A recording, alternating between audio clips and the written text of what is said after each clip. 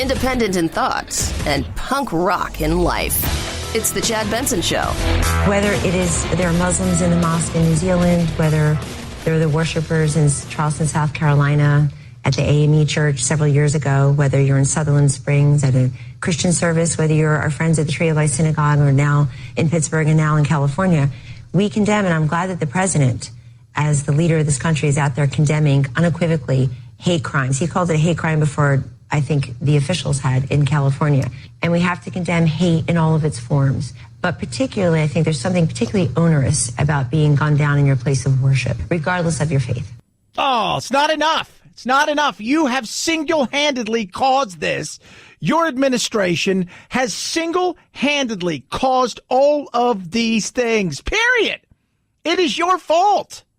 This is an epidemic, and we have a president who not only will not acknowledge that we have an epidemic of white nationalist terror after New Zealand said just a few people, he's providing the mood music for it. That is the reality we face. Yeah, I think the president needs to at some point look in the mirror and understand that the rhetoric, the words he uses in all of this inflame this big part of what's going on in America, give permission to the most craziest people in America. And it happens in part because there's a climate set at the top of unbelievable, constant lies and hostility and division in this country, not only as policy, but with his affect. Here's the thing. You know whose fault this was? The 19-year-old clown that did this. The 19-year-old that did this. For whatever reason, right? Nobody likes him. He wants to be a hero. He's looking at his life thinking he's a loser and he's got nowhere to go. Or really he does hate people who have the Jewish faith. I don't know why, and I don't care why he did it. At this point in time, lock him up, throw away the key. It is an awful situation. Hate is hate. We act like there was nobody who had disagreed with each other. There wasn't any kind of hate before Trump came along. And I'm here to tell you guys, hate is so small comparatively to where we used to be. It really is. The hyper focus of the negative is everywhere because if it bleeds, it leads. It's more entertaining if there's conflict than if there's not conflict. Right? That's the reality of this. But you need a boogeyman. And for the left and for a lot of people, Trump is easy to boogeyman because Trump doesn't always do the things or say the things that people want him to say the way that they want him to say it. It's not enough to come out and say, we forcefully condemn the evil of anti-Semitism and hate, which must be defeated. No, that's not enough. That's not enough. It's not enough to say, our entire nation mourns the loss of life, prays for the wounded, and stands in solidarity with the Jewish community. It's not enough. It's not enough. Because Trump is all that is bad and Trump is all that is evil and the blame game is there. And it doesn't get us anywhere, right? It doesn't get us anywhere. It doesn't. I don't know why this guy did what he did. I'm not going to give him, I'm not going to tell you what his name is. He's a 19-year-old. He's a 19-year-old. And if you believe that there are just little things in the way that God moves in little ways, know that the guy that confronted him, an Iraq War vet,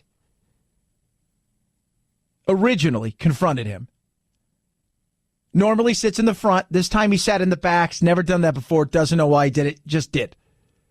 There was also a Border Patrol agent who just a few years ago found out of his Jewish faith and has been exploring that.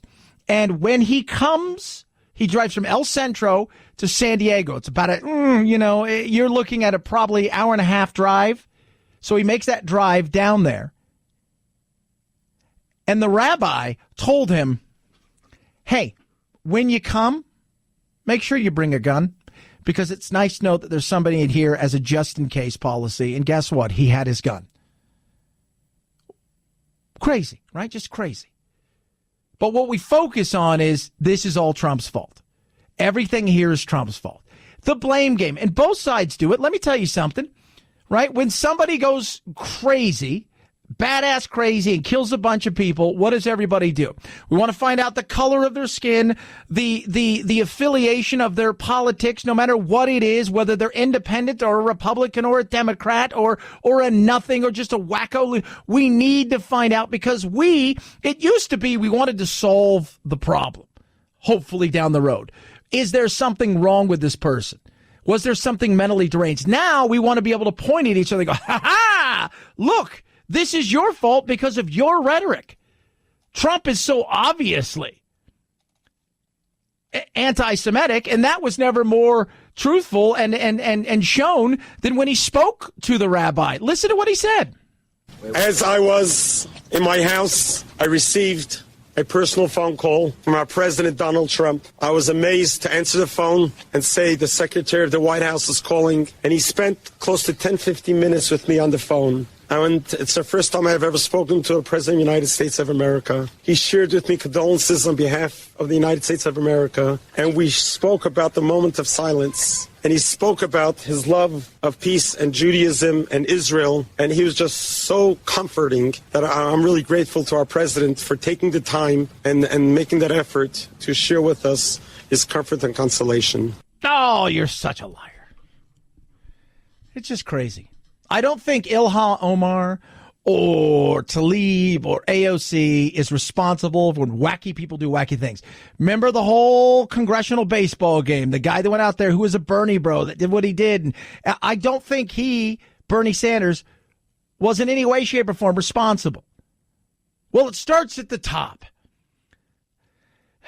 It's just frustrating. It's this blame game. And yet, always when I hear the blame game, it's the guns, it's the rhetoric that's out there on social media with the president and his followers and or the people that are against him. It's always somebody. You know whose fault this is? The person who pulled the damn trigger. That's whose fault this is. The person who pulled the trigger. And sometimes that person's mentally ill. And other times, they're just a bad human being. Yeah, sometimes that happens. They're just bad people. Oh, really? Yeah, really. 323-538-2423. At Chad Benson Show is your Twitter. You can tweet at us. Oh, what a weekend. If you were an Avengers fan, I went to a barbecue this weekend. It was a birthday party. And for somebody at the church, we went to this barbecue and we're hanging out. And, you know, what's funny is all the questions that, because a lot of people, they listen to my show and I'm grateful for that. And I thought, we're going to get a bunch of questions, you know, and I did get a bunch of questions. Oddly enough, though, the Avengers was the questions I got the most of because, Al, did you see it? I heard you heard it. I was on the radio and I'd love to talk to you about it. And we talked a bit about politics, but mostly it was about all the things that nobody else talks about in the world of politics, including how confusing politics is. But that Avengers thing, everybody from kids to adults was asking me because they hadn't gone and saw it yet. Some of them were going on Sunday. Some couldn't get tickets till Tuesday or Wednesday, and they were going. Some went like early in the morning. What'd you think of it? It was crazy. And this is what I'm talking about with the lunacy of how much people that focus on certain things are Mueller or this, that, and the other. The reality is, what is the world talking about? It sure isn't Mueller. This is the fight of our lives. Avengers Endgame snapped box office records to become the first movie in history to cross the $1 billion mark in its opening weekend. You trust me? I do. Endgame brought in nearly twice as much of the previous record holder, also for Marvel, Infinity War. Yeah, so think about that. They thought, they were hoping, and they I think maybe they underestimated, but they thought, well, maybe it'll do $300 million, which will be a record. It did $350. Today they expect to round everything up, do everything they're supposed to. It'll probably right around $360 worldwide. It did over $1.2 billion.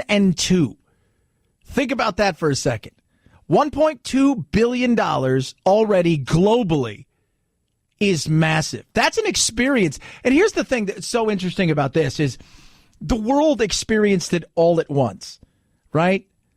The entire globe experienced this. This is something that is so massive. You want to talk about tying everything together. this was pretty much one of those things. It really tied everything. $1.2 billion in a weekend. In a weekend. That is massive. That is massive. And there's no spoilers. I think it's an NFL player that apparently ruined it for a bunch of people. Like you would really know. Like I kind of knew going into it based on what some of the people who are playing the characters had said about their character in the future of whether or not they'll play him, what was going to happen to them. But I didn't think, I never went in and thought, oh, I bet they're going to lose. Never thought that. Here's something else, though. If you've seen the movie, and you see the first one, Thanos, the whole thing with Thanos is he gets these stones and he can snap his finger and then half the globe's living creatures disappear. And the whole time I'm thinking to myself, it's not really a bad thing, right? We're always told how overpopulated we are. We're always told how horrible we take care of the environment and how there's just too many of us.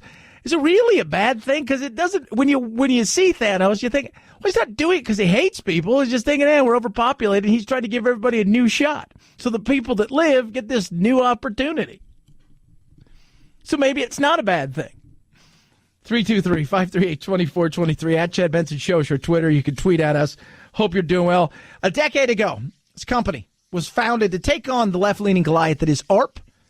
Amex membership costs less than $20 a year, and the benefits are incredible. You'll make them up tenfold within the first year. So why would you choose somebody like Amex?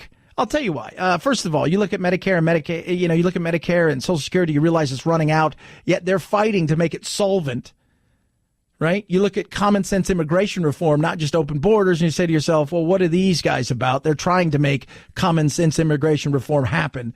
They're going to be out there politically advocating on your behalf. But on top of that, their benefits are incredible. Retail, restaurant, hotel discounts, movie discounts, big time movie discounts, travel discounts, competitively priced insurance. You name it, they've got it. They are incredible. And for the first year, they're going to give you the membership for free. They don't even want your credit cards. No tricks, no cost, none of that stuff. Just sign up. The benefits are worth it. You're going to love it. Go to amac.us/Chad, amac.us/Chad, or call 888-355-1668. That's 888-355-1668 or amac.us/Chad. It's the Chad Benson Show.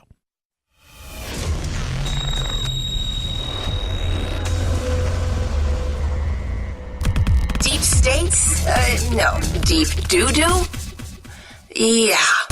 The Chad Benson Show. We've got to rethink how we define what constitutes a successful economy.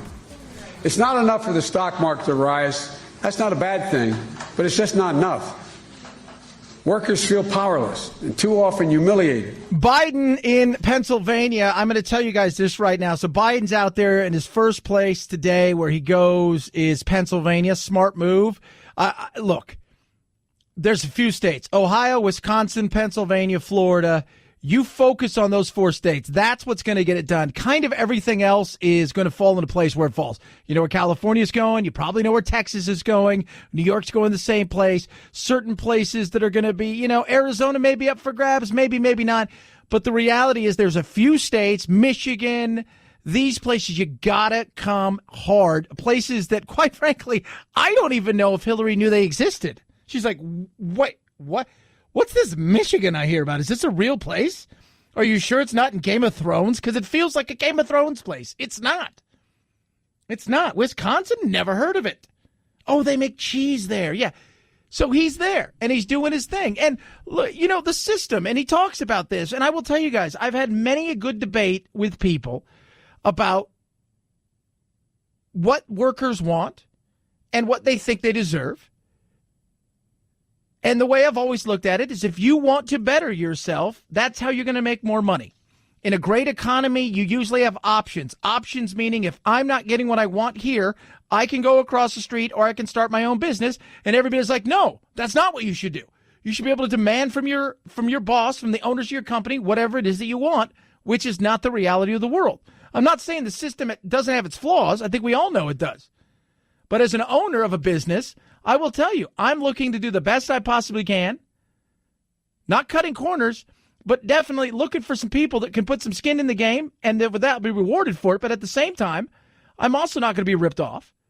And I know what fair market value is for things out there. And sometimes it is a buyer's market and sometimes it's a seller's market. All across America, communities are hurting. with too many people left out or left behind. Our political system is broken. Yeah, it is. It is broken. Absolutely, it is broken. But it's broken by what? Big money, special interest, of which politicians enjoy just as much as the big money and the special interest. It's that power thing we talk about here, right? They look for that power. Where do you have to go? You have to go to D.C., and what do? You court the power, you ask for a meeting, you sit down, and you talk about how you can use your influence, which is money, to influence them, which is power, to do the things you want so they can get the things they want. 323-538-2423 at Chad Benson Show is your Twitter. You can tweet at us each and every day at this time. We like to drop a little something for you like it's hot, and it's getting hotter nationwide. We call this our Urban Word of the Day. It's time for the Urban Word of the Day, fam. What? Right now? Time to get a little more hip on the streets. I can't understand a word you're saying. Urban Word of the Day. I like this one, gloomer. Dude, don't be such a gloomer. What is a gloomer? A gloomer is a person who only dwells on the negative, right? Debbie Downer, we used to call him back in the day, like buzzkill, right? Party killer, fun ruiner. But a gloomer now is what the youths are calling. Man, that person's such a gloomer, where everything is negative. All they see, it's Eeyore, essentially, is a gloomer. You'd be like, damn, Eeyore's a gloomer. You're like, whoa, that's not very nice, Winnie the Pooh, because I think that's kind of what Pooh sounds like in my head. Gloomer is your urban word of the day. Thank you for saying that in dated urban slang so that I'll understand you. That there was the urban word of the day. We damn stretched your cranium. We haven't seen a technical slip or gap in terms of the fundamental design and certification of the approach. That said, we know this is a link in both accidents that we can break. That's a software update that we know how to do. We own it, and we will make that update. And this will make the airplane even safer going forward. And I'm confident with that change, it will be one of the safest airplanes ever to fly. That's the CEO and president of Boeing talking today to shareholders about, what can we do with this plane? And I just sit back here and say, the more you talk, the less I think people feel comfortable about it. And while I think eventually it's going to be safe and it may be one of the safest airplanes, it's going to take a lot of time for you to build back the trust in the American people to get on your airplanes again. It really, really is. So we'll see what happens. At this point in time, I'm rebranding the whole thing. I'm going back to the drawing boards and rebranding it. 323-538-2423 at Chad Benson Show is your Twitter. What's going on in L.A.? A little terror, potentially? Chad Benson Show.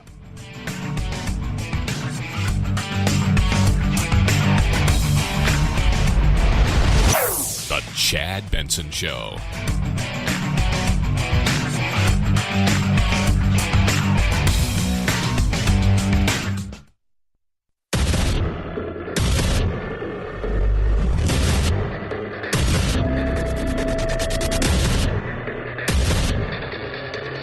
Independent in thoughts and punk rock in life. It's the Chad Benson Show. In online posts and talks with an FBI source, 26-year-old Mark Domingo, U.S. Army vet who converted to Islam, expressed support for violent jihad, retribution for mosque attacks, and to become a martyr. He allegedly purchased several hundred 3-inch-long nails to be used in IEDs as shrapnel. U.S. Attorney Nick Hanna in L.A. says fake bombs were delivered to Domingo in Reseda, California last week. That posed no danger to the public. While he was scoping out spots last Friday to plant his bombs for a weekend rally in Long Beach, the agents arrested him. Yeah, apparently it was supposed to be it was a white power meeting in Long Beach, California. Not happy with my hometown, but the guy wanted to kill a bunch of people, right? He did, and it wasn't just the white power people. Apparently he had some targets that he was ready to roll deep with that weren't just white power. It was a lot of folk. Mr. Domingo said that he wanted to kill Jews as they walked to synagogue. At other times he said he wanted to kill and target police officers. And apparently he was full of, they said hate and anger. This guy was ready to, he was loaded for bear to kill as many people as possible. This was not supposed to be one of those things. He had talked about the Las Vegas shootings. He had talked about several other things, and he talked about Bashar al-Assad, all of the bigwigs in ISIS and how he admired them. That it was martyrdom, right? It was victory or martyrdom. That's the way it was going to be. And this guy was ready to roll, and he was caught. And thank God for that. You often wonder, we hear about these, but you wonder how many of them we don't hear about. Like, do you think there's somebody who's like, dude, this was close. Like, we got lucky. Let's not even talk about how we caught this one. We're just going to put it over here and say, whew. But this guy was ready to roll. And in a world full of hate, right? Because that's all I hear is how full of hate the world is. By the way, I know some angry people every once in a while, like when stuff goes a little bit wrong. I don't have a lot of people I hang out with that are full of hate, right? They may have hate for a sports team. They may have hate for the weather. But as far as other hates, I don't know anybody who has that. And that's why when I hear all this stuff, it is just, it's frustrating because the world is such a better place than we get told on a daily basis, because the media, remember, if it bleeds, it leads. That's something that I don't think people really get a grip and understand. There's more money in fighting and anger. It becomes entertainment value than there is in just, hey, let me report the news. But this guy was definitely about that. And my thought process was, first of all, if he kills a bunch of white supremacists, I don't know if I'm really going to cry. I don't think anybody else is. Chad, that's not very nice. Whatever. But the second thing is if he would have pulled this off,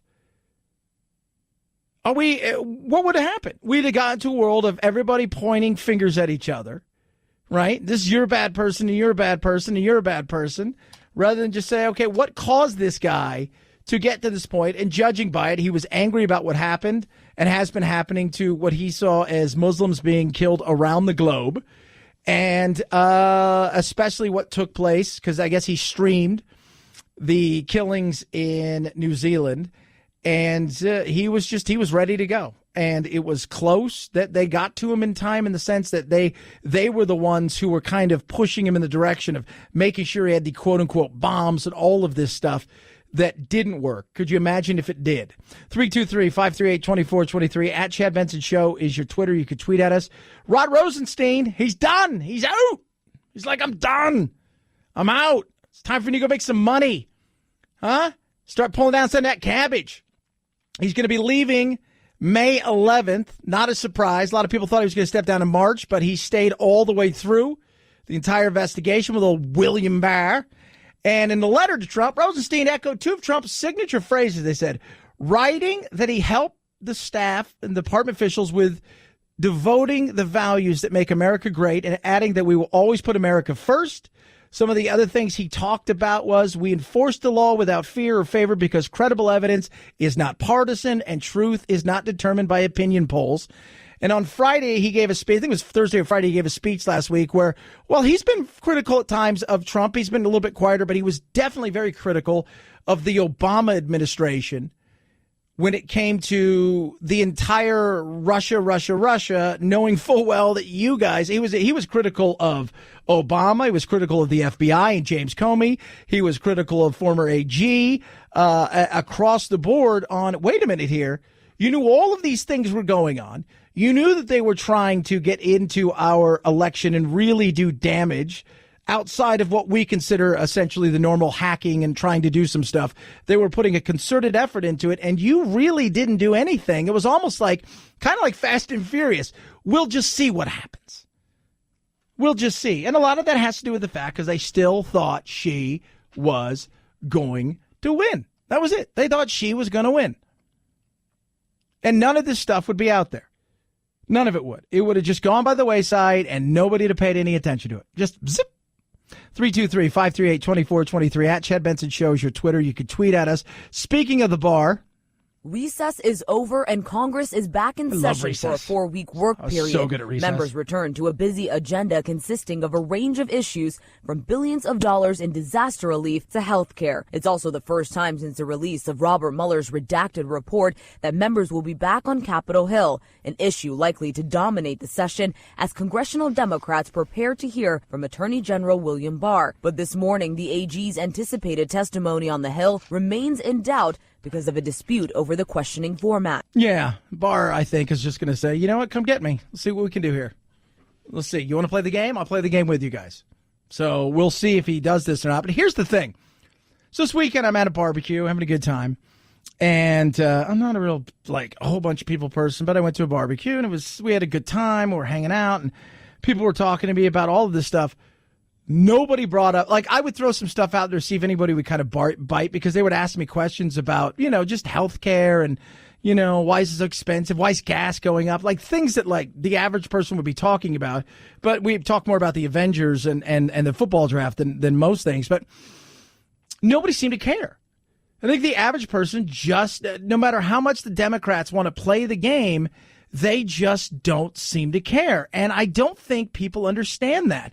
And the funny thing is, for all of that, the one thing they would talk about is like, yeah, I'm not a fan of Trump, but I'm probably going to vote for him again. I got a lot of that, right? I got a lot of, I'm not a fan of Trump. And I get that. I get a lot of not a fan for Trump. But understand, too, that you hear a lot of stuff right now about like, oh, I'm not going to vote for Trump, or maybe I will vote for Trump. I'm not going to vote for Trump. But if they go down the path of negating the votes that happened, the backlash that comes will be much bigger than I think they realize. Consider for a moment what the growing talk of impeachment among Democrats sounds like to the tens of millions of people who voted for Donald Trump. Many of them supported him because they feel ignored, mocked, and condescended to by the country's urban, educated, and cosmopolitan elites. And, we heard earlier where you heard Joe Biden, who's out there today, talking about, like, workers feel helpless. Well, there's a lot of people out in the middle of the country that fly over places. They feel helpless, too. They feel like they're being talked over, literally, like L.A., New York, San Francisco, are all talking amongst themselves, and that, hey, we've got museums and our life is better, and you guys are, knuckle draggers, and I know you voted for Trump, but you're idiots, and we're going to have to fix this by impeaching this guy. What they don't understand is there's lots of those people out there, 60+ million, who voted for Trump, and even some who may not want to vote for Trump again. When you start to do stuff like this, what you're trying to do is you're going to try to impeach them and overturn something and find out that people are going to dig in even harder come 2020, especially if you continue down this path rather than just trying to beat him at the ballot box. So what happens when their guy gets elected? These same elites pursue a series of maneuvers to try to overturn the results of the 2016 election. It would massively increase the class resentment that feeds support for Trump. It would turn the topic away from his misdeeds and towards the Democrats' overreach and obsessions. And ultimately, of course, it would fail. Yeah, it would fail because they know they can't win. But this is the clash that we have in America right now, right? Not only do we have a clash between Western culture and radicalness in certain parts of the world when it comes to Islam and stuff like that, and we've talked about that before, but we have a clash here in this country of, smaller town living, rural town, whatever you want to call it, and big city, we know what's best kind of living because we have a museum. And if you've got a museum, and we can go to the theater and we're more cultured than you kind of living. And there's the clash there. And what they liked about Trump is the fact that Trump in many ways kind of gave them that voice of, hey, I'm here for you, individuality. Like they looked at the Hillary and while many of them may have voted Democrat before, there was nothing about her. She wasn't speaking to them at all. She was speaking over them and just assumed that you were going to go with them because, quite frankly, she could talk like this all she wants, but we're not listening because they all saw the BS that was her. And if you're going to go and try to get rid of Trump, and you're going to go down this path, and along the way, you're going to insult everybody by calling everybody who voted for Trump a racist or a knuckle dragger, mouth breather, or an inbred, or all of those kind of things. If you're going to go about doing those kind of things, what you're going to find is even people that may not agree with Trump, and there is a lot of people, I heard a lot of people this weekend that I talked to, who can't stand a lot of things about Trump. They like his actions, but hate his lies, hate his fighting, hate a lot of the stuff he does and the way that he does it, especially on Twitter. But in saying that, one thing they didn't like was the continual going after him to the point where you don't seem like you're doing anything. And if you go and try to remove him this way and you fail, what you're doing is you're cementing the opportunity for him to win, regardless of what the climate of the country looks like with our economics or any of the other stuff. Because those people, just out of spite, even if they can't stand anything about him, will say, look what you guys did. Look how you demeaned us. Look at what you tried to do and nullify our vote. That's not a win. I got to tell you that, guys. It's not a win. 323-538-2423 at Chad Benson Show. Here's your Twitter. You can tweet at us. Do love hearing from each and every one of you. Man, this terror plot was just, just listening to them talk about this guy and what he wanted to do. All of these plans were related to Mr. Domingo's stated belief in violent jihad and that Americans should pay for attacks on Muslims around the world. Yeah, so Mr. Domingo, a military person who was pissed and angry at apparently not only what happened in Christchurch, but elsewhere, and they caught him and they arrested him today, and he wanted to do some damage. He did. The way they said he wanted to just kill as much of humanity as he possibly could. And the whole talk of 3-inch nails, and he said he wanted 3-inch nails so that way he knows during the explosions of the IEDs, it would pierce the body and get to the organs to hurt the organs. Ugh. 323-538-2423 at Chad Benson Show is your Twitter. Tweet at us. Blink. Amazing. Love them. I've got my Blink home security. It's awesome. Last couple nights I've heard some weird noise outside. And I thought, well, we live in a kind of ruralish area. Even though I work in a big city, I drive in a bit. And I was like, what the hell's going on? So I took a peek, and it was just a bunch of little critters. No big deal. But it was weird what it was. But it was nice to have that where I could take a look and see what's going on. I've got the Blink live feed option. The cameras are so easy to set up. Wire-free. Sets up in minutes. A couple AA batteries. Away it goes. Lasts you about 2 years. There's no, you don't have to subscribe to anything. There's no contracts, none of that stuff. Totally affordable. Works with Alexa.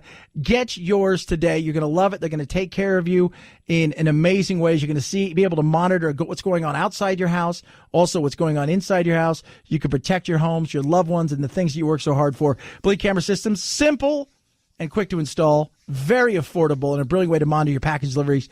Visit blinkprotect.com/Benson. That's blinkprotect.com/Benson.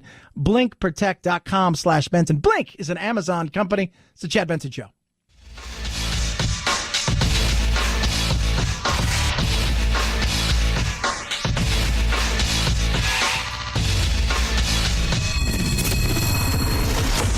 The Chad Benson Show, where we reach across the aisle and occasionally poke someone in the eye.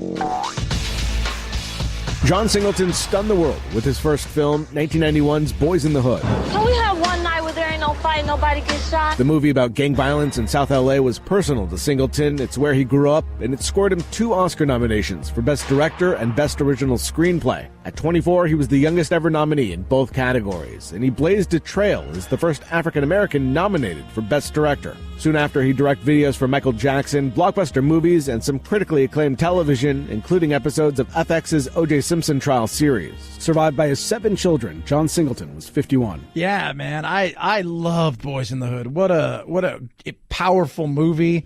And I grew up in Southern California. I grew up in Long Beach, and I grew up in an area where you just go a couple miles and you're into gang territory. I went to school with many Crips, and the way that my school worked and the school district I went to, they put gangs that were rival gangs. So we had Hispanic gangs, we had Asian gangs, we had Samoan gangs, and we had African American gangs, and they'd put the ones that could essentially run together. And I just remember that movie coming out, and just like it was like, whoa. And he was only 51 years old, and it is just one of those. It's another thing, much like with Luke Perry, right? And I was talking about it over the weekend. It's that this happened on Friday, and it came through that it was really bad, and they were disputing whether or not it was as bad as it was, and it was. You're just like, wow. Like 51, again, in a day and age, this isn't the medieval times, right? This isn't the Wild West. This is modern times where living into we were talking today, you had, what's his name? Larry King had a heart attack, went into cardiac arrest. He's 85 years old.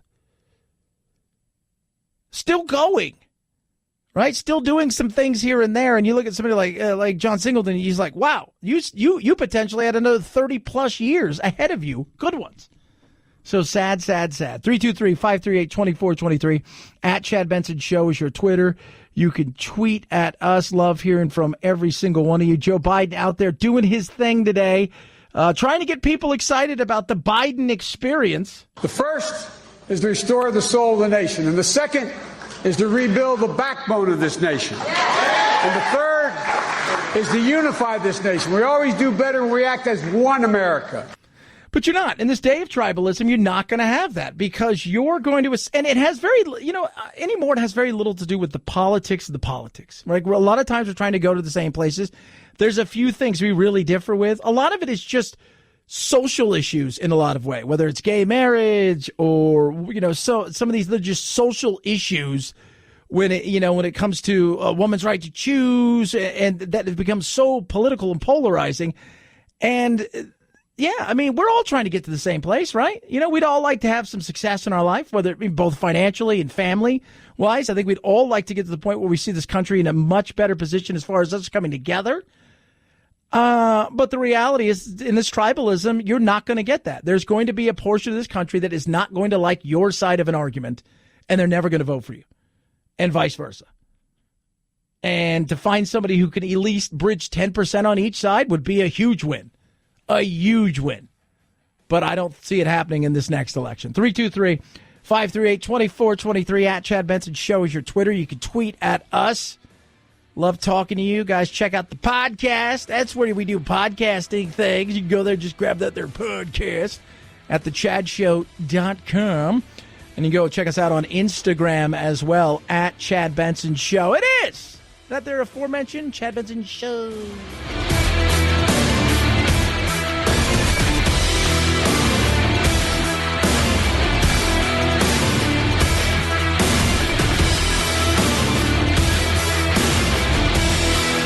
This is the Chad Benson Show.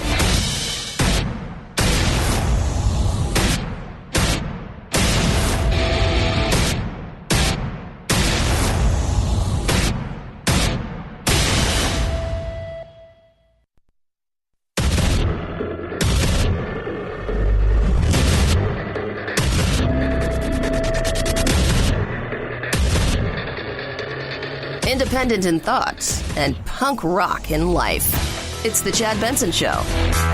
Last week, Biden introduced the video where he brought up Charlottesville. Reminds us that we're losing the soul of America. The next day, Donald Trump defends Charlottesville once again, says that these people were historians. They were more interested in Robert E. Lee than the fact that they're saying Jews will not replace us. They were just a bunch of historians. Then on Saturday in the morning, this assault on the synagogue. And then Saturday afternoon, our hearts are with the victims. So he talks out of both sides of his mouth. He's provocative. He gives dog whistles constantly to these people. Take responsibility for your actions, Mr. President. You are the culprit. Okay, so Trump caused the guy to do what he did today on Saturday, and he is the culprit in all. I'm just trying to figure out. I want to get it correct because he's going to get blamed for it. We were talking earlier, Mr. Phil and I were like, if the giant meteor came here, right, and they knew it was coming here, and it'd been coming here for hundreds of thousands of years, and they're finally like, all right, here's the deal. Big giant ass meteor's coming. People have been like, oh, my God, what does Trump do now? Trump's talking about all that hate, and that brought the meteor here because it's like a hate magnet. Look, I'm not going to lie to you. Trump says a bunch of crap that is asinine. He does play around and walks a fine line when it comes to certain people. I'm not going to pretend that he doesn't. But why isn't it like the person's fault? So they arrest a guy today in Los Angeles who was loaded for bear. This was a guy who was ready to kill a bunch of people, radicalized, right? Like he was radicalized and ready to roll and kill a bunch of people. By the way, ISIS influenced, right? This dude was ready to go.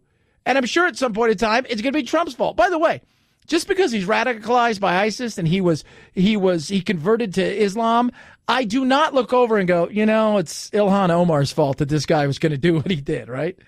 But some people will out there, I'm sure. But this is what we're always looking for. We play this game of we got to figure out who's to blame for the bad actors out there, when a lot of times the bad actors, more often than not, they're to blame for themselves, and we're just looking for other people to further whatever it is our talking points are against that person. But the reality is, sometimes it's crazy, And a lot of times it's just bad people doing bad things, and they're the one to blame. Through the process, we'll paint a clearer picture of what motivated him, but this time we believe he was conducting an attack to weaken the United States and retaliate against Americans for what he perceived to be violence incurred by U.S. actions around the world. Yeah, that right there, they're talking about the person, Mr. Mendoza, who was ready to kill. And I'm not talking about a little bit of killing. I'm talking about a lot of bit of killing. I'm talking about the things that he wanted to do was big. It was supposed to happen this past weekend in Long Beach, California. I'm not blaming anybody for that. I'm not. I'm blaming him for his actions or his what was going to be his actions, right? He made the choice. I'm blaming him. The 19-year-old shooter this past weekend at the synagogue in Poway, which is near San Diego, that's on him. That is on him. Period. Case closed. These two clowns, I don't want to use their names, that's on them. Whether they were inspired by something, in the end, they made a singular choice to try and do something or did something. That is on them. You can blame whoever you want because it's this blame game, but the reality is it is on them. And too often, doesn't matter what it is. If a kid walks into a high school or somebody wants to shoot up a synagogue or a mosque or whatever, we're looking for some sort of leader that we can blame it on. It's a bunch of crap. It is. The person that went out and shot the congressional baseball game, I do not blame Bernie for that guy being a Bernie bro. The people in San Bernardino that did what they did, I do not blame Barack Obama for that. Why would you blame him? Really? Well, have you looked and seen all the stuff that he did in the Middle East and the wars and the drones and the whole 9 yards? Yeah. Not blaming him for that. No. No. People make choices. And we're always looking for an excuse for somebody where we could take that blame away from them and put it on some political thing that we don't like. 323-538-2423 at Chad Benson Show is your Twitter. You can tweet at us. It is going to be a race for 2020. Our good friend and yours, Uncle Sleepy Creepy Joe. I'm not quite sure what name we're going with right now. He's out and about doing his thing today in Pennsylvania. We Democrats and we independents who have the same view have to choose hope over fear, unity over division, and maybe most importantly, truth over lies. Yeah, Trump today, Washington Post, 10,000 lies he's told since he's been president of these here United States. 10,000 lies. But 2020 is going to be a race for the ages. The money that's going to be spent before it ever gets there, the blood sport between the Democrats. And the thing I continue to say over and over again, Trump's best friend or worst foe is not going to be either of those people on the other side, Socialism Bernie or Sleepy Joe. It's going to be the economy. The socialism attack, of course, would be most potent against Bernie Sanders. He calls himself a democratic socialist. Most of the other Democrats disavow that. The guns is a trickier one. You know, one of the things we saw in the midterm elections is those who were calling for more tougher background checks, more restrictions on guns actually did better in the midterms than they have in the past. I think what the president's strongest point going into 2020 would be to focus on the economy. Yeah, focus on the economy. Right? Stick to the thing that's right now keeping you dancing, and that is the economy. People seem to be pretty happy with it, right? The numbers are bearing that out. Do the things that you possibly can do. Try to get some other stuff through. When you look at hiring and what's going on right now, the healthcare industry is booming. There's a lot of things that are happening out there. And then try to get another few things through. Tomorrow they're going to meet, right? Some of the things they're going to talk about, one of them is something that would absolutely be huge, but do the Democrats want to give him a victory? Because that's the way they're going to look at it. Even though America could win, they feel like if that happens, the Democrats could lose. And I think this is where the party over people gets all too often pushed out there on both sides of the aisle. Tomorrow, you'll see us also talk about infrastructure, a place that there should be a lot of cooperation between Republicans and Democrats. It's vital for our country to repair our bridges, our roads, our airports, as well as our technology infrastructure. And hopefully we'll see some positive things come out of that meeting tomorrow. Yeah, that'd be great. Do I think that's going to happen? No. I do not think it's going to happen. Because could you imagine if he got criminal justice reform through, right? Then he gets a huge infrastructure bill through. And all of a sudden you start to see things ramp up, that stuff that's kind of getting pushed through that is helping the economy, that's helping the American people, that feels like a win. And they're not into a win. They don't want a win for the president. And it shouldn't be a win for anybody. It should be a win for the American people. But they're going to look at it and say, well, it's a win for the president. It's not. It's a win for us, right? Isn't that what it is? Like if we get ourselves a situation where we get an infrastructure bill that God knows how big that thing could be, and then it goes out there and we start repairing our airports, our roads, our bridges, all of these things that need to be repaired and that are going to take decades to repair because we're so far behind. If we go out there and start doing that, people are going to just say, well, Trump won. It's not a Trump win. We won. We have bridges that are in disrepair. Guess what? They won't be in disrepair. We have roads that are a mess. They won't be a mess. We have airports that need to be expanded and fixed. Guess what? That'll be done. That helps everybody. No, this helps Trump. Never mind. I give it. 323-538-2423 at Chad Benson Show is your Twitter. You can tweet at us. Guess who's leaving? Rod Rosenstein in May 2017 wrote the memo that President Trump cited as the basis for firing FBI Director James Comey. After that, and after the recusal of Attorney General Jeff Sessions, Rosenstein appointed Robert Mueller as special counsel in the Russia investigation. Last December, Rosenstein said despite a memo by then Attorney General designee William Barr criticizing the Mueller investigation, no matter who's in charge, that investigation is going to be handled appropriately by the Department of Justice. Barr praises Rosenstein in a statement announcing the resignation. Yeah. He said some stuff today that was very interesting in his goodbye letter. We enforce the law without fear or favor because credible evidence is not partisan and truth is not determined by opinion polls. Said some other stuff, included devoted to the values that make America great. We always put America first. So he's outie. That was not a surprise, but, this thing is not going anywhere anytime soon. You got to start asking yourself, what time do Americans really start to turn off? This weekend, I'm at a barbecue. I'm enjoying myself. People are asking me some questions about politics and a lot about the draft and a lot about the Avengers. And I thought, well, I get more, questions about like, well, what about the Mueller report? I got very little about that. I just thought all I got about that was, they're going to impeach him. That was it. But what about obstruction? I'm like, hey, you're not going to be able to prove obstruction. You meet somebody going, we should fire that guy. You guys need to fire that guy. And then he doesn't get fired. It's hard to, you're really going to be asking the question in front of a partisan group of people because it is political. Remember, it's not a criminal trial. It's a political trial. High crimes and misdemeanors. So you're going to go there and ask a bunch of senators to get back into his head and saying, hey, he told you in conversation, you should fire this guy. You didn't do it. So essentially, he's guilty of obstructing. It's going to be a tough reach. It is. But Rosenstein's out. Not a shocker. And supposedly this week, Barr is supposed to testify, but he's not going to, I don't think, at this point in time. I think he wants to make this as uncomfortable for the Democrats as possible and as more partisan as it could be, which is really hard to think that it could be any more partisan, but it's going to be. 323-538-2423 at Chad Benson Show is your Twitter.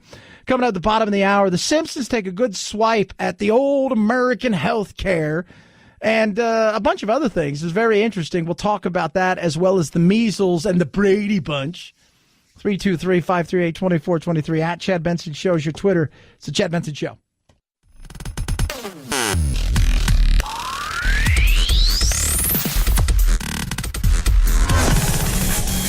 Got that sniffling, sneezing, stuffy head thing going on? Time for your daily dose of Vitamin Chad.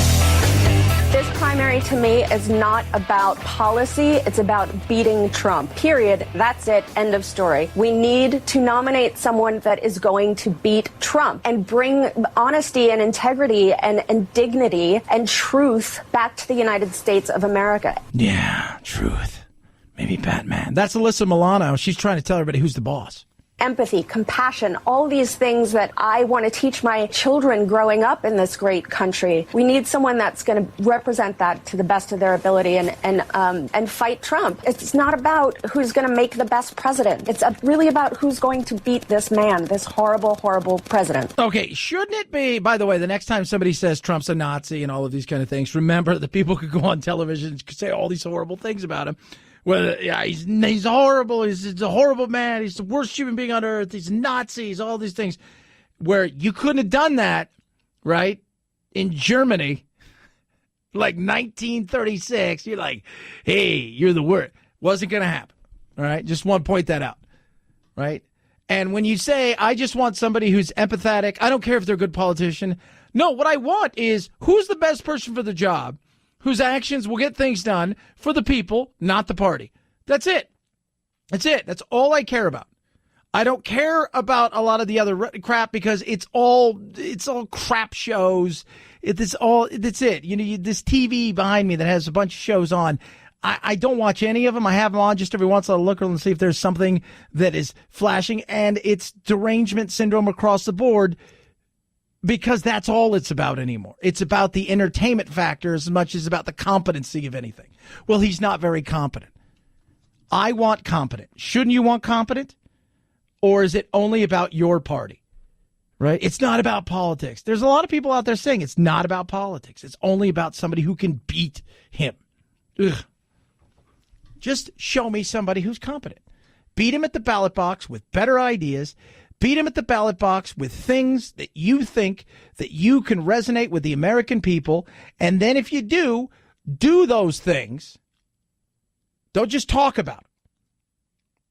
Because all too often, and both sides are guilty of it, they talk a great game, the opportunity shows up, and what ends up happening? They don't do the things they're supposed to do, and they fail miserably. See Republicans and the repeal and replace of Obamacare. Awful, awful, awful. Biden is running, but Biden has a lot of issues, and the retro rage is out there, and this Anita Hill thing is going to hang over his head for, I don't know how long. And, you know, I'm a guy who is always saying that the Democrats apologize too much, because mostly they do. The Anita Hill one, I think, is the exception. That lady deserves a real apology. Oh, yeah. Now, the former, I think, Senator Specter wrote in his book, it talks about a lot of things, right? You know, like just a lot of different things in his book he wrote many years ago about things like just coming up with the truth of something, whether it was the JFK assassination, this, that, and the other. But one of the things he talked about was the fact that Biden told him, I don't believe her. Yeah, don't believe her. Don't.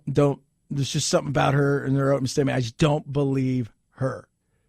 So in this retro rage world, this is going to be something that is going to hang over them, and they're going to do everything they can to twist and turn and pretzel him till he gives them what they want. Because it's going to happen. They're going to torture it out of you. They always do. No, here's something I think Biden's going to take potentially from Trump, is he's not going to apologize. He's not going to apologize, because him apologizing will show them that they were right, and I just have a feeling he is not going to apologize for this. And if he does, it'll only because he's so desperate and it's so late and things have turned so far against him that he's got no choice, and he's just throwing stuff out there, seeing what's going to stick. Oh, I better apologize, because if I apologize for this, then they're going to like me again. I don't think so. I think he's going to walk around it, and I think he's going to tiptoe around it, and I think he'll go to the edge of saying, I wish things could have been different, but I don't know if he's going to give that apology. I don't. And some of that may be Trump, because Trump a lot of times will say, I'm not apologizing for anything. It is what it is. This is what you get. 323-538-2423. At Chad Benson Show is your Twitter. Healthcare. Simpsons took a swing last night at American healthcare. We'll talk about that. Were they right? Were they wrong? Well, I got a story about healthcare in Canada, as they talk about. Oh, yes. Johnny Rotten, former lead singer of the band the Sex Pistols, right? Totally anti-establishment. Not happy with some establishment things and anti-establishment things going on in his town, It's the Chad Benson Show.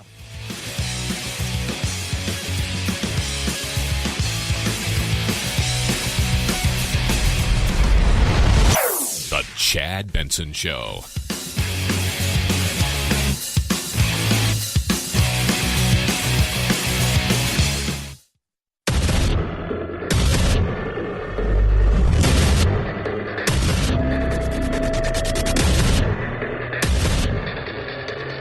Independent in thoughts and punk rock in life. It's the Chad Benson Show.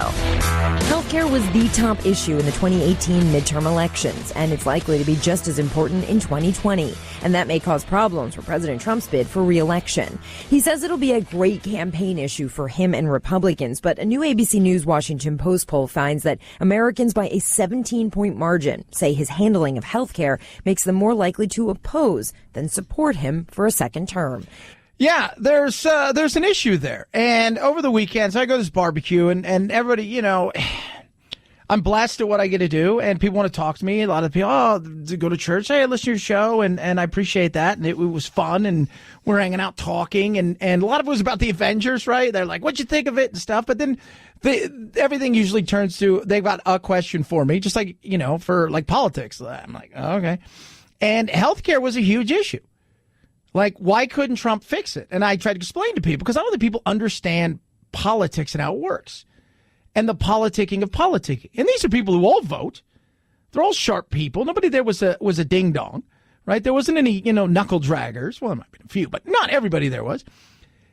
And they don't understand that getting stuff through is not as simple as having one more person on your team voting than the other team. And then also getting things through, you know, the lie that Schoolhouse Rock told you about how the bill actually works is not what it really is. And then it goes to committee, and then you have to talk to your lobbyist.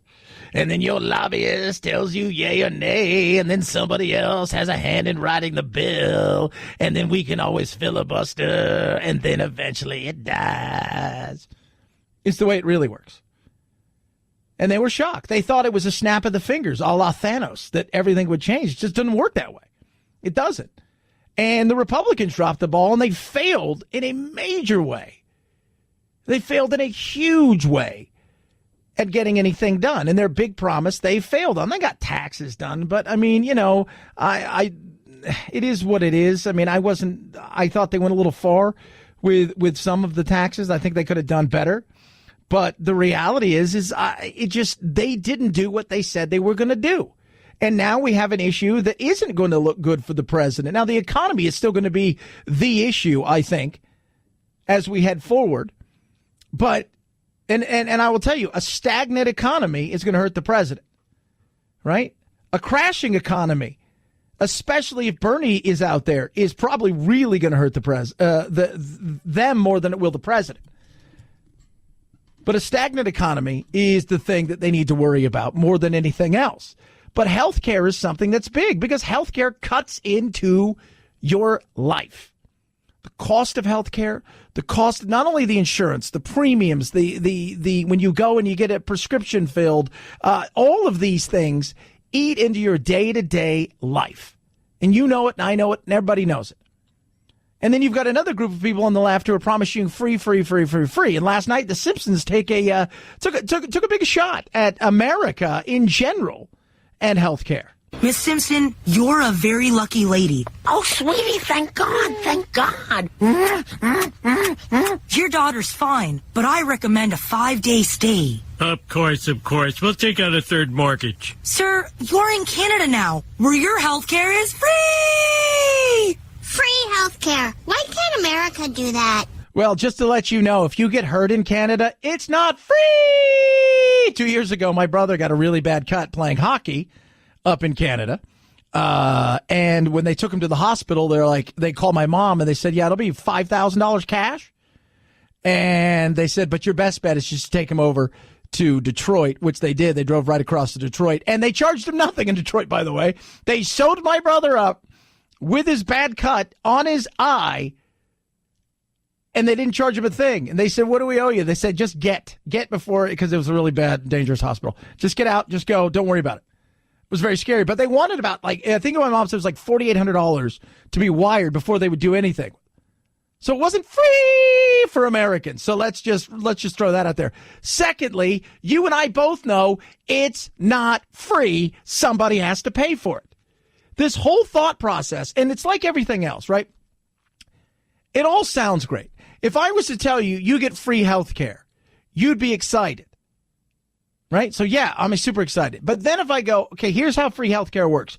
You don't pay a premium. You're going to go to the hospital, the doctors, when you want to. It's absolutely no cost out of your pocket when you go for the visit. Your check, I'm going to take more money out of. And on top of that, everything else that you purchase from here on out is going to have anywhere between a 17 or 18% to 25% added tax to it to cover the cost of that. Well, hold on a second. I thought it was free. No. It's free that second while you're there. But outside of that, it's not free for your everyday living because every time you purchase something, you'll be paying a little towards that. Ooh. But they weren't finished, the old Simpsons. She's delirious, Doc. America can't pay for health care and give corporations the tax breaks they so desperately need. I'm not delirious. In fact, I've never felt more protected. Not like back home. Ooh, hang on. Did you just say you don't feel safe in your home country? Why should she feel safe? In America, the great Alberto roams the streets. So let me get this straight. You're afraid of America. Is that right, young lady? Well, there's voter suppression and utter disregard for the environment. A president who's such a son of a... Oh, save that language for the lower 48. No, I'm telling you, our president really is a god... Gosh! We know. So I always laugh. Like, so you hear that, right? Like, and you sit there and you laugh and you say, it is what it is, right? I mean, that's what I expect out of Hollywood. My thing is isn't it great that we live in a country where you can do that on television? Because, in Nazi Germany, they used to do that all the time with it. Oh, yeah, wait, they didn't. Because you would die. They would kill you. They would absolutely kill you, right? Your neighbor would turn you in. They'd come. They'd shoot you, right? They killed, I don't know how many executed last week in Saudi Arabia, including a kid for using WhatsApp talking about the government, sending a text in WhatsApp. Beheaded and crucified people. They need more executioners. So when we talk about the Nazism and the overreach of this government and how awful they are, let's put it in perspective in the real world for just a second. For just 1 second. And by the way, when we talk about crony capitalism, I'm right there. I'm right there with Homer. Crony capitalism is awful. It is horrible. But when you have power, concentrated power in one area that has so much that they can do to help continue to help your company grow and to restrict any kind of competition, you will go there and what? You'll court that power. You'll ask for an audience with that power. You'll throw dinners for that power. They'll charge $75,000 a plate to hang out with you for that power. Let's not forget that. Crony capitalism works because there are people willing to sell that power and that access. But free is not free. It's not. You know it, and I know it. 323-538-2423 at Chad Benson Show is your Twitter. You could tweet at us. So this right here, kids, just is everything that you need to know about what's going on in the wacky world of California. I'm telling you guys, Johnny Lydon, a.k.a. the man, the myth, the legend that is Johnny Rotten and the Sex Pistols. Such a great song. Is upset. The guy that is anti-establishment is a little establishment-y because his house in Malibu and Venice and the surrounding areas, the people that live there, are angry with what? Homelessness, poo, vile, disgusting ways that people are living down there, graffiti on his house. The fact that when his friends come to visit from the UK, right, from the UK, when they go down to the beach, they find vials of all kinds of nastiness. There's syringes on the ground. There's human feces. And he's angry, and everybody's upset about the man who was the king of anti-establishment getting upset about the fact that he says his wife is afraid. This is what happens in big cities when you're allowed to run free and do what you want. When you're told, don't go hard on the people, right? They're struggling. They got issues, right? You've got thousands upon thousands of people that are descending to certain areas because you're giving them the opportunity to essentially run free with zero repercussions. We talked about last week the death of Seattle. Seattle is dying. That great, incredible. Phil, you watched a bit of that, right, producer Phil? Yeah, it was really scary. Yeah, it's scary. It's scary what they're doing. Southern California is becoming the exact same way. Other big cities across the country are essentially allowing people who are homeless to kind of do whatever the hell they want. From accosting people, from going to the bathroom on the ground, from shooting up in front of people, to stealing and doing whatever they want with little to no repercussions whatsoever. And people are upset about it. Damn skippy they should be. I would be too. And his whole thing is, I don't care. This is my home, and I'm upset. I'm upset that you're allowing people to deface my home. You're scaring my wife. This isn't good.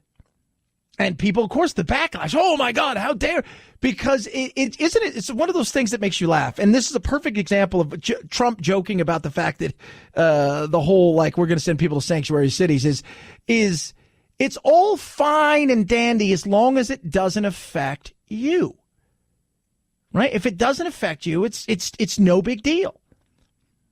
You got San Francisco, London Breed, who's the mayor up there, was trying to essentially just jump all of the red tape to start putting up homeless shelters. And what's happening? The people that are screaming, oh, we should be more resistant and more about, the caring and loving, once they find out it's in their neighborhood, they don't want it. Can you blame people for that? No, you can't. And if your house started to have homeless people in front defecating in your sidewalk or maybe even in your yard, stealing things, you'd be a little upset too. And it's not because you don't have a heart. It's because you're pissed off at the way that it's being allowed to happen. And that should be frustrating to everybody. But these cities just turn a blind eye. It is amazing. Who are you trying to impress? I'm just curious. 323-538-2423 at Chad Benson Show is your Twitter. You can tweet at us. Oh, speaking of craziness, home security is important. Get yourself Blink. No, there's no subscriptions and there's no contracts. Totally affordable, easy to set up, wireless. Sets up in minutes. Couple AA batteries are going to last you up to 2 years, and you can monitor what's going on outside and inside of your home. And that's the best way to find out what's going on outside, right? What's going on outside. Over the weekend, this wacky, weird noise. And I thought, what the hell's going on outside? And sure enough, there was an animal scratching, but it was just kind of a creepy, because we're kind of a rural area. And I thought, well, it was loud enough to wake me up. And I went and I looked and I was like, oh, it's no big deal. Thank you, Blink. Makes everything that much easier and simpler to protect the things you love, your family, your goods, including the stuff that gets delivered straight to your door. And sometimes you're not there and you want somebody to go next door maybe and pick it up for you so it doesn't get stolen by porch pirates. That's what Blink can do for you. And, of course, I love their smartphone app because you can see what's going on, the live feed from inside your house. I love that. It works with Alexa as well. Blink camera systems are simple, quick to install. They're a brilliant way to monitor your package deliveries. Visit blinkprotect.com/Benson, blinkprotect.com/Benson, blinkprotect.com/Benson. Blink is an Amazon company. At Chad Benson Show, Twitter, ChadBenson. It is the Chad Benson Show.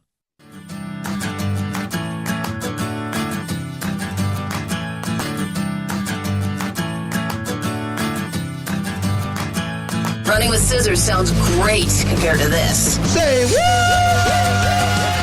So picture this. You're getting married. You're so excited.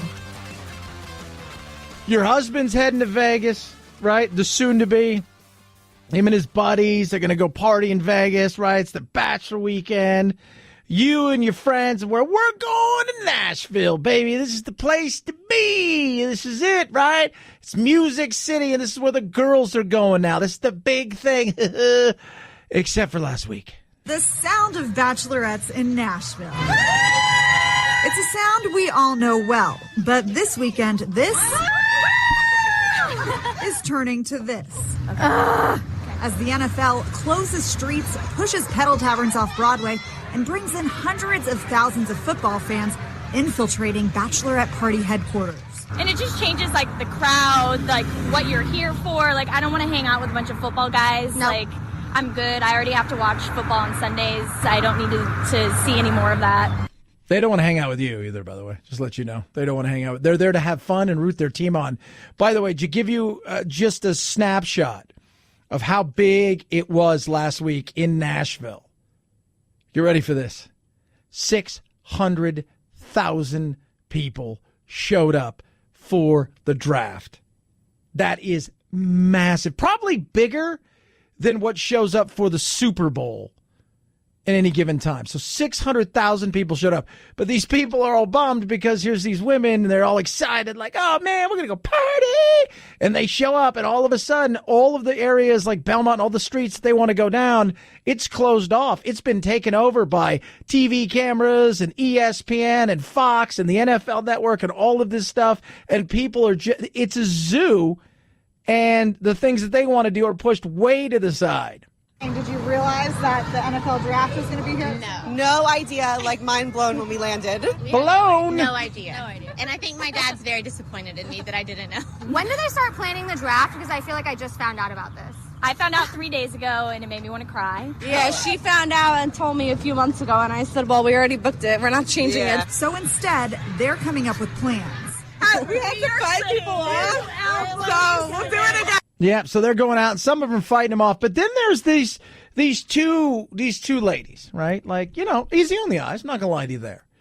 But when you listen to them and you listen to them talk about this, I have one word for the soon-to-be groom. Run.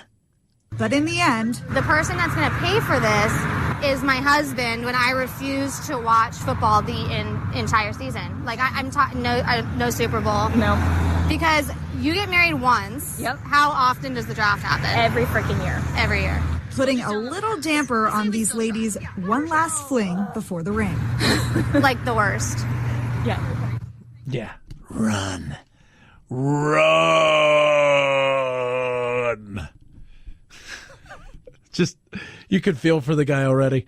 I was talking about this earlier with a couple of the women that work here who are reporters, and like, oh my God, that guy should run. I'm like, yep. 323-538-2423 at Chad Benson Show is your Twitter. You can tweet at us. So people are upset about the Game of Thrones, which you don't watch, but they said last night's episode, there's no spoiler here other than it's dark. And it's not dark as in creepy dark, because that's already there. It's dark as in I can't see any of the things that are happening. So take your TV and put the lightest thing you can on your picture, because people are complaining they couldn't see a thing. Say what? 323-538-2423. At Chad Benson Show is your Twitter. You can tweet at us. That is also your Instagram as well. And check out thechadshow.com. Grab yourself your podcast right there. It's the Chad Benson Show.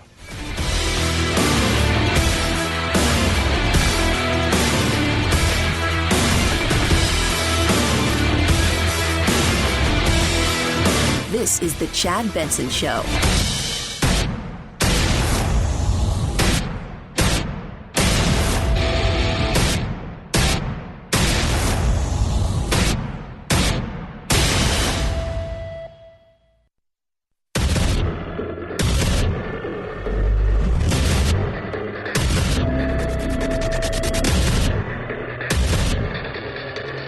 Independent in thoughts and punk rock in life. It's the Chad Benson Show. Whether there are Muslims in the mosque in New Zealand, whether they're the worshipers in Charleston, South Carolina, at the AME Church several years ago, whether you're in Sutherland Springs at a Christian service, whether you're our friends at the Tree of Life Synagogue or now in Pittsburgh and now in California, we condemn, and I'm glad that the president, as the leader of this country, is out there condemning unequivocally hate crimes. He called it a hate crime before I think the officials had in California. And we have to condemn hate in all of its forms. But particularly, I think there's something particularly onerous about being gunned down in your place of worship, regardless of your faith. Absolutely. 110% agree with it. Why did he do it? I don't know. He's a 19-year-old scumbag that, for whatever reason, felt the need. And I think a lot of this has to do with there's a certain sense that they are not being heard in life. Right? And that they want fame. That their life isn't what it should be. And that somehow, in some way, they're going to get fame through fire. Fame through bloodshed. Fame through hate. Maybe I'm wrong.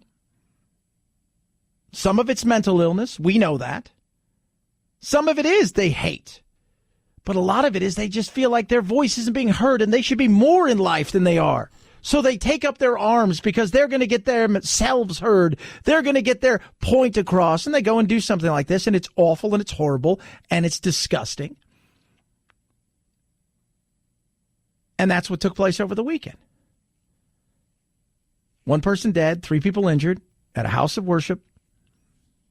Last day of Passover. 19-year-old walks in, and just by the grace of God, or whatever you want to say, whether you believe or you don't believe, somehow, some way, people were in positions to thwart him from doing more damage, killing more. His gun jammed and didn't work. There was an Iraq war vet that just ran at him while everybody else was running away. There also happened to be a Border Patrol agent that was there that was armed, who just found out about his Jewish faith a few years ago. And in exploring his faith, the rabbi asked him, could you, when you come, could you be armed? We can't afford it. Could you do it? And he did. It's awful. It's horrible. We shouldn't be talking about any of these kind of things. But we are. And rather than trying to figure out what really drove this person, what we want to find out is, who can we blame? Who's the perfect person to blame? Well, he's in the White House. He never, ever condemns these things the way that they should be condemned at all. We forcefully condemn the evil of anti-Semitism and hate, which must be defeated. He's just the cause of it. And that's what happened over the weekend. He became the cause of this because it's easy to blame everything on Trump. And let's be real. Trump's rhetoric at times and the things he says, they are ridiculous. Right? I'd be lying if I didn't say at times I think he looks at places like the South in particular. He plays a little game there, but he looks kind of down upon it. Kind of the way I used to think Obama looks down across certain urban parts of this country. You know, just going, ugh. And, you know, but Trump gets blamed for all of these things, no matter how many times it comes out. I mean, the pastor, but the rabbi came out and talked about how great Trump was, how, you know, how kind he was, that he took time with him. And it's still not enough, right? Because they dissect that whole thing. And it's almost funny watching the people debate over whether or not this guy was telling the truth or he was in shock and it's not that president. It's insane. But he's going to continually get blamed for things like this, right? And that's part and parcel of the job and who he is, because he's a tough talker and he says things that at times are ridiculous. But at the same time, the blame needs to go where the blame should be, which is the person that pulled the trigger. That's it. The person who pulled the trigger deserves to get the blame. Period. Case closed. End of story. Doesn't mean it's going to happen like that, but that's where it should go. The conspiracy theories cited by these neo-Nazis in Pittsburgh and New Zealand and now outside San Diego, conspiracy theory that Trump never condemned and actually seemed to support. And we don't know if it has any connection to the politics that's going on, but I mean, it would be a stretch to say that it doesn't. Somebody that's anti-immigrant in California, the anti-immigrant hate and refugee that's going on in the country, what happened at the Tree of Life, and then you couple that with the president's language, it's a big problem. And remember, Donald Trump just over the last couple of days have been defending what he said in Charlottesville. And it echoed, called back into our memory, right? Something that just happened not too long ago. What happened in Pittsburgh? Donald Trump and all of this hate, right? It's part of the environment of today, and he bears some responsibility for it. Yeah, so everything's his fault. Everything's his fault. If there was a meteor coming here today that was going to smash into the planet, somehow, some way, it would be Trump's fault, right? It would be totally Trump's fault. They'd be like, yep, this is it. He's been talking about meteor violence, and he's not been taking it serious, and at times he's skirted the issue, and he's not really done the things he should. He should be condemning giant meteor, and instead he's pro-giant meteor. He's a dog whistle for big meteor.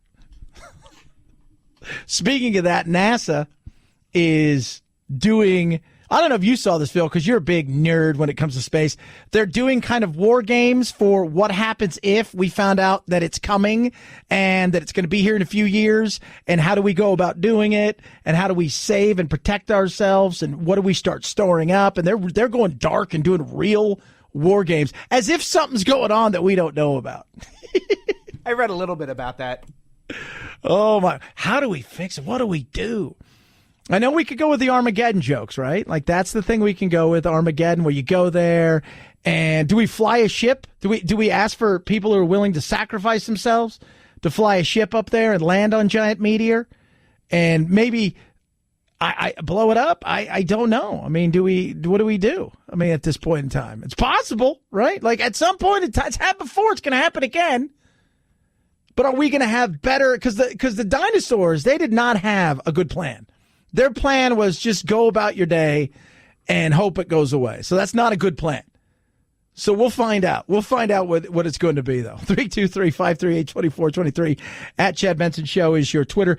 The White House Correspondents' Dinner was over the weekend. Oliver Knox, journalist, he was the man, right, that was going to just be it. He was just, here we go.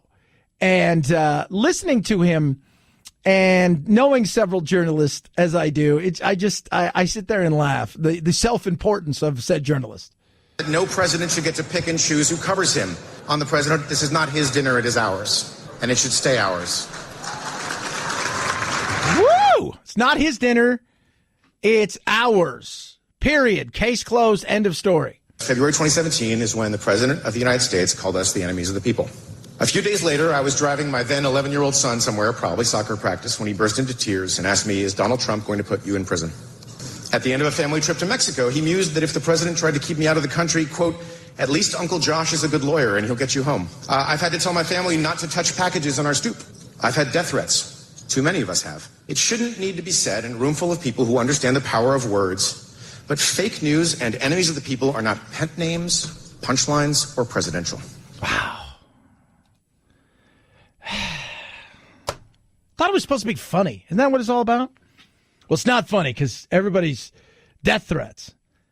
Get over yourself. Look, he even went on to say earlier that, he's had it from both sides. He's been attacked by both sides. But then the rest of it was just all about how awful Donald Trump is. And look, and I don't like the fake news stuff, but has there been a lot of fake news? Yeah, even the Times. New York Times came out and said, yeah, that whole dossier thing was pretty much just a joke. It was awful, right? Like, there has been a lot of fake news. There has been. And there's been a lot of stuff that comes out of the president's mouth that's ridiculous. I think the Washington Post posted something. So far in his presidency, there's been 10,000 lies told. 10,000 lies told. Not by the media, just by Trump. Has there been lies told by the media? Yeah, there has been. There has been. In the want of it to be true, there has been things that have been said that have been untrue, and things that have been pushed through as if it is the gospel and it is real and that this is what it is, only to find out later on that that's not absolutely true, and it's at times not even close to being true. But it's been pushed, right? Everybody's a little culpable. Yeah, Trump, I say it all the time. I hate the fact that he says stuff like, the enemy of the people and fake news, and it's not. But the self-importance, that's the thing that made me laugh when I listened to a lot of what Oliver Knox had to say. Because I'm not a media person. I'm a media person. I am not a journalist. I'm not self-important. I play no part in your life. If I was abducted by aliens last Friday and you guys never heard from me again, your life would go on, no problem. You wouldn't even care. It's the reality. It'd be an interesting story, and then away we would move. But a lot of these people feel like, they're the gatekeepers to truth, justice, and the world. And I just sit there and think, no, you're a journalist. You're a journalist, and you being up there taking shots at Trump like this, and not in a fun way, show me that you've lost your way of being unbiased and being neutral in situations, and that when you do tell me something, when I go and read it, I know it's coming from a place of, I don't believe anything this president says. So you're not unbiased anymore. You're no longer sitting on the sidelines and letting stuff happen and reporting it. You're now actively participating in something. So how do I take that to be gospel from you, knowing how you feel about the Trump? 323-538-2423 at Chad Benson Show is your Twitter. You can tweet at us. If a big meteor does come and land on said Earth, you better have ButcherBox, because you'll have all the meat you need and then some, and it'll taste great. ButcherBox is incredible. 100% grass-fed and grass-finished beef, free organic, free-ranging chicken, heritage-bred pork, right to your door, delivered. You can choose. You can pick the cuts you want. There's over 20 different cuts of meat. It's $5.38 per meal. Think about that. Sockeyed salmon as well from Bristol Bay, Alaska, and their pork is incredible. Best tasting, incredible quality, the best cuts around, no hormones, no antibiotics ever. It's the way meat was supposed to be enjoyed. It is incredible. Affordable, free shipping, right to your door. Best tasting meat you're ever going to have. Right now, my listeners get the ultimate breakfast bundle, 2 packs of the best tasting bacon, 2 pounds of their custom breakfast sausage, $20 off your first box. All you have to do is go sign up right now. ButcherBox.com/Chad. ButcherBox.com/Chad. ButcherBox.com/Chad. It's the Chad Benson Show.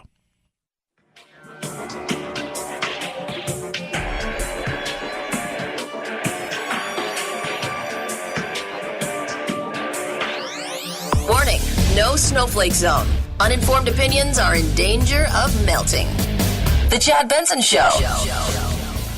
Millions living in the shadows, working some of the toughest jobs, lucky to make a minimum wage, some not even making that, kept in modern-day bondage, their immigration status used as leverage to keep them down from fully participating in this country's success and in our economy. An economy that works too well for too few and not well enough for most Americans. Bondage! Slavery! Beto O'Rourke is out doing it, and he's trying to catch it. He's doing everything he can to catch it. How can I catch up? This Buttigieg character came out of nowhere to stole my thunder. But you just listen to him. They're kept in bondage. That's what you say, right? You say the most outrageous thing. People are like, oh, yeah, they're totally kept in bondage. I don't know anybody kept in bondage, except for people who kind of like that stuff. You know what I mean? Oh, Chad. He's not the only one out there, right? Getting blamed for certain things or talking about immigration, and in particular the way that this president's handled it. And so the whole legal system right now and the way that the president is choosing to administer and grind all of the agencies to a halt that process legal forms of immigration is forcing people into the shadows, and he is creating undocumented populations in the United States. And then they're being targeted and their rights are being violated. Okay, so that's just a portion of it. But hold on, we're not done yet. And so especially in this moment, first of all, I believe in human rights. I don't care if you're documented. I don't care if you're undocumented. I don't care if you're out here. I don't care if you're in Rikers. I believe in your fundamental human rights. Fundamental human rights. Yeah, there you go. So I believe in human rights as well.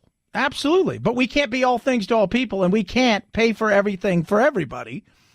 And it's all about fear mongering. Both sides do fear mongering, right? The right and left do, right? They fear monger big time.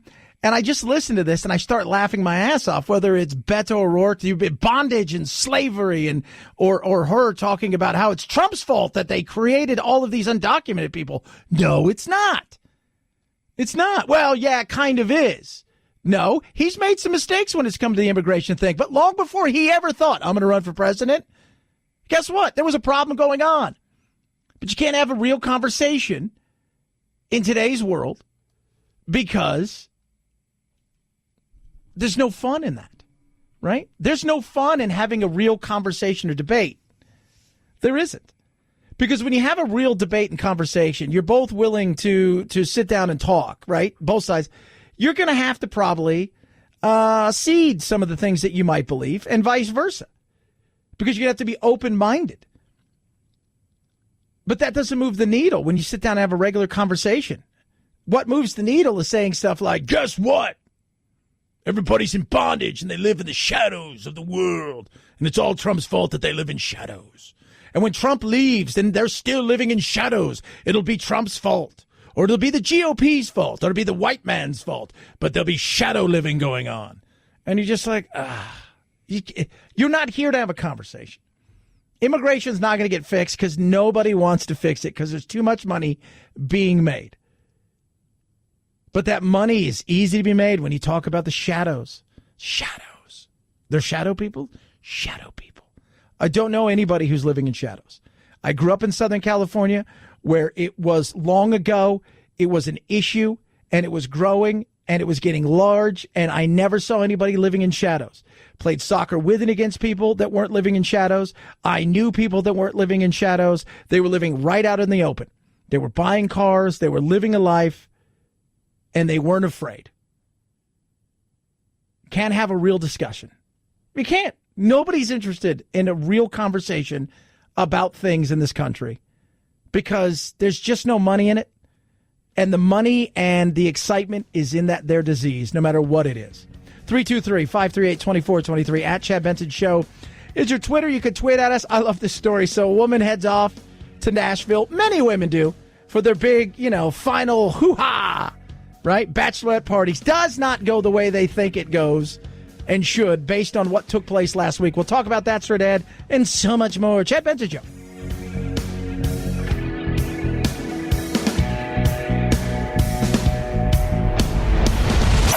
The Chad Benson Show.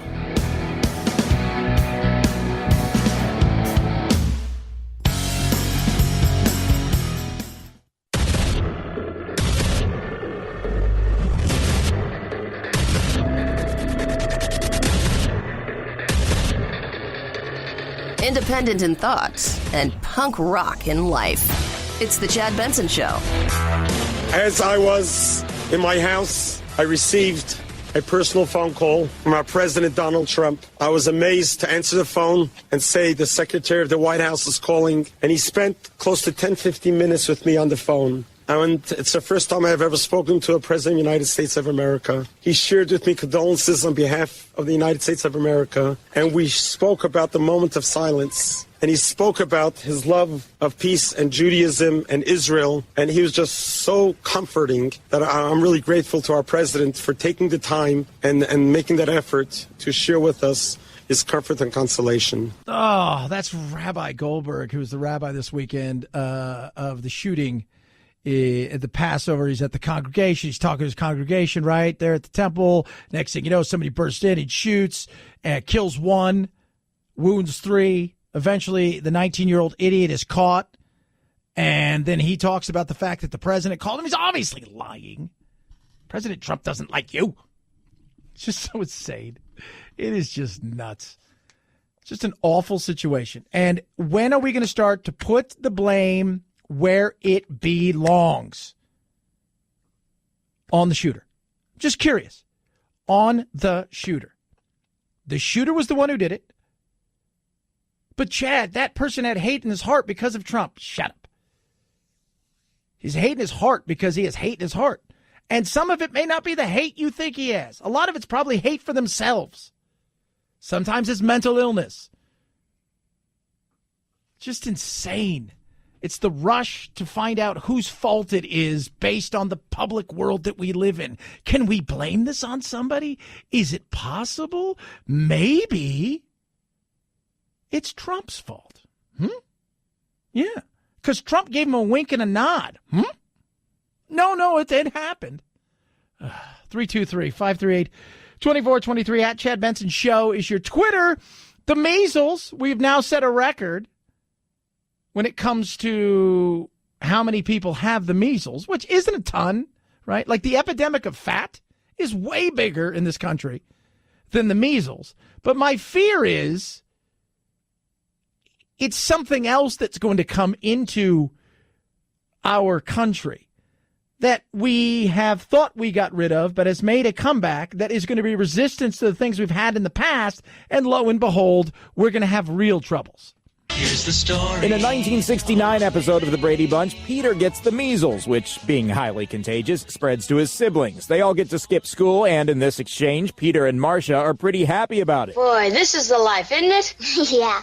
If you have to get sick, sure can't beat the measles. Now, during this measles outbreak of 2019, the actor who played Marcia says she's not at all happy that clip's getting shared online by anti-vaxxers. Maureen McCormick said in an interview having measles as a kid was not a fun thing in real life, and as a mother, she's had her daughter vaccinated. No, you shouldn't. Once again, it's wrong. And I love to just talk about stuff like this because when you do, I get so many people who, like, they're not anti-vaxxers. They're either vaxxer resistance or, as my friends at Mac and Gato say, they're plague enthusiasts. Let's hear it for the plague. Let's hear it for the plague.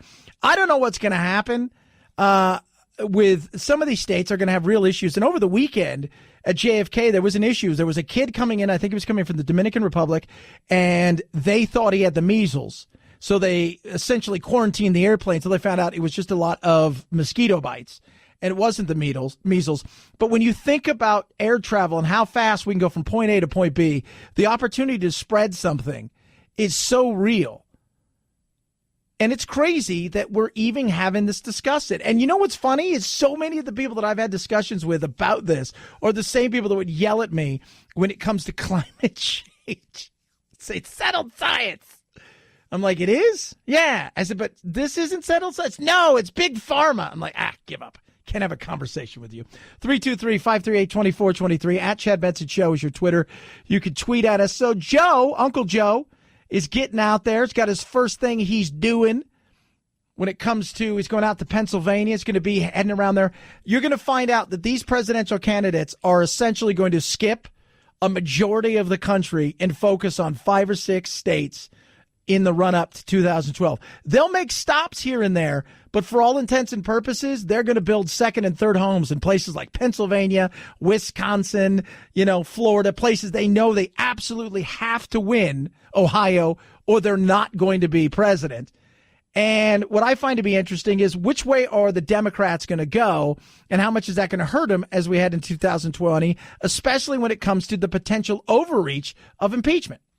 Consider for a moment what the growing talk of impeachment among Democrats sounds like to the tens of millions of people who voted for Donald Trump. Many of them supported him because they feel ignored, mocked, and condescended to by the country's urban, educated, and cosmopolitan elites. Yes. I've explained that over and over again. This weekend, I know a lot of people, we went to a church barbecue. It was somebody's birthday. Happy birthday, Jessica. So we were at this church barbecue. We had a lot of fun, and I talked to a lot of people who picked my brain about all kinds of stuff, from the Avengers, got a lot of talk about that, to politics. And, they weren't stupid. They're just ignorant into the ways of politics. And I will tell you this right now. I've talked to 3 or 4 congressmen who I have somewhat of a friendly relationship with, and they will tell you the first couple months that you're in D.C., you learn these rules. They are so insane. It is so crazy. It is like baseball rules. Well, rule A365B9 says you can't steal second base if your shoe happens to be blue. Crazy stuff like this. So we talked a lot about this, and some of them were Trump supporters. And it's just funny the way that they look at a lot of this stuff in places, where they've come from, a much more rural area, where they feel like, Fareed just said there, Zakaria just said, is it's almost like these other places feel like they're better than you. You're too stupid. You made a mistake, and they're here to rectify your mistake because you guys just aren't smart enough to get politics and the way politics should be done.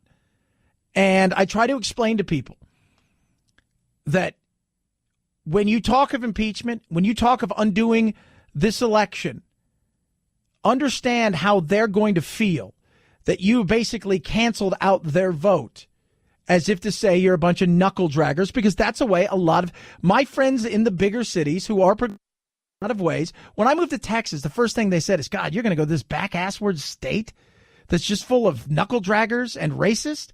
It was anything but that. But that's the way they feel about anything that doesn't live by a body of water that's salty. So what happens when their guy gets elected? These same elites pursue a series of maneuvers to try to overturn the results of the 2016 election. It would massively increase the class resentment that feeds support for Trump. It would turn the topic away from his misdeeds and towards the Democrats' overreach and obsessions. And ultimately, of course, it would fail. Yeah, it's what's going to happen. I don't think people understand this. Even people that are over the baloney of Trump, and I talked to a lot of people that all said the same thing. I'm sick and tired of his tweeting. I don't like his attitude. I'm over all of it. But, and there's a big but, the more I hear about all of this other stuff, the more I think I'm going to vote for him again. And time again, I've heard that because a lot of times, rather than say, let's look at all of these things on its value, its face value of, we can look at the immigration and the problems that are there, some of which were self-inflicted by Trump and others that have been going on for decades. Let's look at the economy. Does it work for everybody? Let's look at healthcare, how they failed. You can't blame that all on Trump. A lot of that's still on the Republicans. But you can go through all of these things and talk about this stuff. But when you start to go against, and the way that you're going against the people that voted for Trump is you're going against them. You're not going against Trump. You're saying to them, you're an idiot. I have to fix the mess that you made because you don't quite get it. And you were fooled by this charlatan. And in doing so, what you're doing is you're causing them to dig in deeper. And it makes me laugh. It makes me laugh. This whole thought of an impeachment is ridiculous. It's not going to happen. Lindsey Graham over the weekend said, no, we're not going to look at it. We're over. We're done. That's it. Period. Case closed. All right. It's not happening. And impeachment is political. And the way that this thing is playing itself out, when Trump screams witch hunt, after a while, people are starting to buy into the witch hunt because you know what they're seeing? A witch hunt. It is by design an inherently political process, not a legal one. That's why the standard used, high crimes and misdemeanors, is not one used in criminal procedures. And that is why the decision is entrusted to a political body, Congress, not the courts. Yeah. And you're going to feel, if you are sitting there watching this and you're saying, so you went after him, you got to the point where you were looking at his tax returns from 20 years ago, trying to find something. You're making it so you can undo something that was done. And then you're blaming it all on the Russians. The frustration level would be massive for anybody who's saying you're trying to take away my vote. I'm frustrated. And even though I don't like the way he acts, and even though I wouldn't want to, I saw somebody this weekend that said, look, I don't want a beer with Trump. I don't want to hang out with Trump, but I'll vote for him again. And those are the people that they look at and say, those people just don't get it. We're more woke than they are. We're more woke than they are. It's nuts. So the more you push, guess what happens? The more people will dig in. And rather than coming out and saying, let's beat him based on the things that we think we can win on, healthcare, whatever it is that you think you can win on, let's beat him at that. Let's beat him at the ballot box. You're going to try something else that's going to backfire on your ass big time. Big time. 323-538-2423 at Chad Benson Show is your Twitter. You can tweet at us. Hope you're doing well today. I had a great night's sleep. Thank you, MyPillow. First of all, I got this mattress topper that's incredible. I sleep cooler gel. It's amazing. Secondly, the sheets. So I got Giza sheets, Giza, Giza, cotton, special cotton grown in the Mediterranean. Absolutely amazing. And when you slide into it, kids, breathable, cool, and it feels like you're sleeping on $1 million. It is amazing. And I love the fact they got deep pockets. So, because sometimes, all of us, right? We'll wash sheets and they fit before, but they don't fit anymore. And then you flip over and it pops, and then you're trying to lay and do it. You don't have to worry about that. Deep pockets, fits over any mattress. You're going to love, love, love these sheets. 100% machine washable and dryable. You will feel the difference in the quality in the sheets. Get your Giza sheets today. Call 800-983-4975 or go to mypillow.com. Use the promo code Benson. That's mypillow.com. Promo code Benson or 800-983-4975. 800-983-4975 or mypillow.com. Promo code Benson. It's the Chad Benson Show.